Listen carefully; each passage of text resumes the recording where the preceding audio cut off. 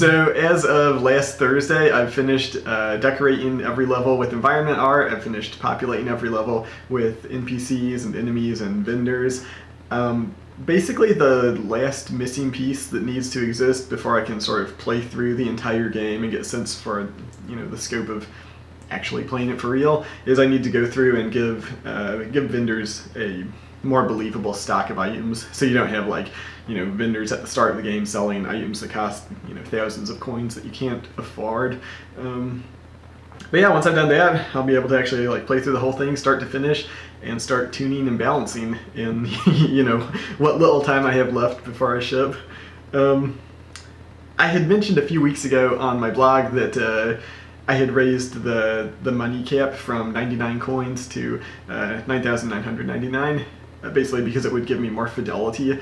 I could drop more coins that would be in smaller units relative to the cap, so you could feel like you were collecting loot all the time, but it wouldn't throw off the balance because you were constantly hitting that money cap.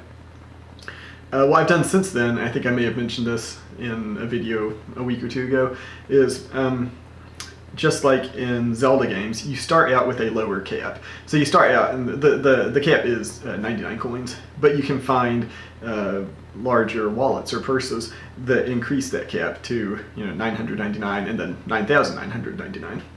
Of course, this game is smaller in scope than something like Ocarina of Time. It's 6 levels, more on the scope of Castlevania. So it's a more accelerated leveling up there, and I still need to go through the game a few times and figure out am I dropping coins frequently enough that you do feel like you're reaching the maximum cap at any given time, and you're sort of feeling that pressure of okay, I need to spend some money to increase the cap, but I'm also wanting to spend money on weapons and items and ammo, just normal resources, ammo and healing. So yeah, that's going to be sort of the balance and tuning pass, is figuring out the game's economy in that sense.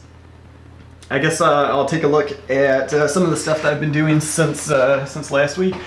So I showed this on Twitter some time ago. This is where the game starts. This is Vario's house, and this is sort of the Arcadian neighborhoods. This is where the game begins. You're inside the city, and everything's a little bit dreary. I didn't want the city to feel, I didn't want it to feel like a home.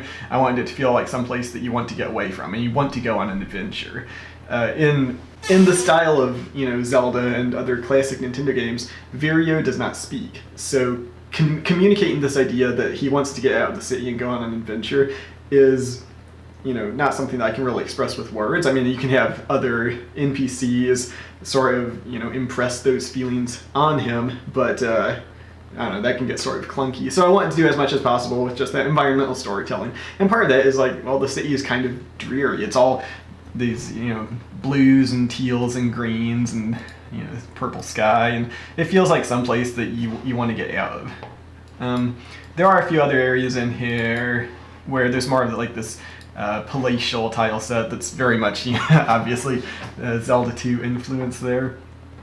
But yeah, after that it sort of goes back to this, blue and green.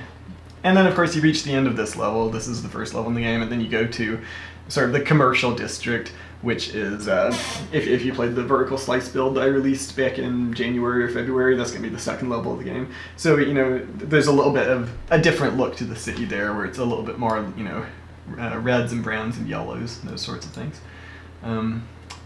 Yeah, so that was one level I worked on this week. The other one is Sage. Sage is interesting because it's the Catacombs level, and I finally got to use this tile set that I had started developing over a year ago.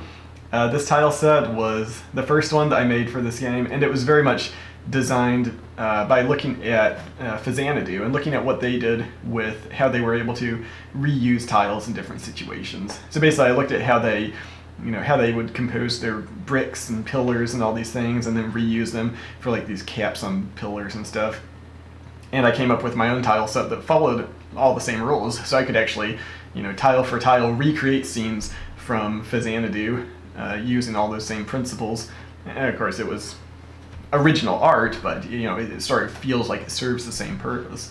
So yeah, Sage is the level where I finally got to put this tile set into practice, and yeah, I'm pretty happy with how it turned out. It's so much of the look of Gunmetal Arcadia throughout its first year of development was, you know, this tile set. So it's nice to actually finally have that in the game and be able to play through that space and understand, like, okay, this is going to be the real experience of this game for real, not just test maps. So that's cool. Though, speaking of test maps, I did I had to get a little bit, not exactly an Easter egg, but I went back to the vertical slice level and I added a new room somewhere in there, which is it's these rooms that you're seeing on the screen here. Basically, I recreated like the very first test map that I ever built for Gunmetal Arcadia, back when I just had gray box tiles and I still had Link from Zelda 2 running around in there. I recreated that room and put it somewhere in the second level of the game, so I figured that would be sort of a fun little nod to, you know, anyone who's been following my development blogs from the start, that sort of thing. Or if nothing else, it's something funny that I can point to anytime I'm demoing the game or whatever. I've mostly been doing bug fixes this week, I guess. I have bug reports all over the place. Emails to myself, Google Documents, a number of different Google Documents. I have my own task tracking application that I wrote last October or November. So I have all these different bug reports all over the place, and I'm just sort of going through those and trying to fix the most critical things. And some of them, it turns out, it's like stuff that I already fixed and forgot about. Some of it is edge cases that most players would never see, but it's like, well, I know it's in there, it's going to bug me if I don't fix it. So I'm trying to fix as many of those as I can. I know this game will ship with bugs just because of how accelerated this final stretch of development has been, but as much as possible, I hope to have all the critical bugs knocked out. You know, if I ship with tuning and balance issues, I'm okay with that. If some parts of the game are too easy or too difficult, you know, that's stuff that I can tweak in a patch, and it's stuff that it's as long as it's not like a progression blocker, it's not going to completely ruin someone's enjoyment of the game. So what I don't want is to ship with, like, oh, you start the game and you don't have enough bombs to break through a wall that you need to break through to get to the end. Like that's or like, you know, you get stuck in an endless loop where you respawn above a pit of spikes and now you can't progress beyond that. as long as I have those sorts of bugs, I think I'm okay. But yeah, I guess it's just a short update this week to show some of the last stuff I'm working on. Hopefully, by the time I do another video next week, hopefully I'll have all the vendors, all their inventory stock figured out, you know, have a better sense of the scope of the entire game, and then also going to be working in whatever time I have on the intro and ending of the game. I've sort of stubbed out an ending to where, like, after you kill the final boss, it sort of transitions from gameplay into, like, just stubs for where cutscenes will go, and then, you know, so it's like the end, and rolls credits, and then drops you back to the title screen. So I've at least figured out that path, which I think is what I was most worried about, because I wasn't sure how many edge cases I would run into there. And that actually went fairly smoothly, so now I just need to go back to where I've left stubs for cutscene art and actually make the art and figure out how I'm wrapping up this story, and, you know, hopefully leaving some hooks for the roguelike Gunmetal Arcadia.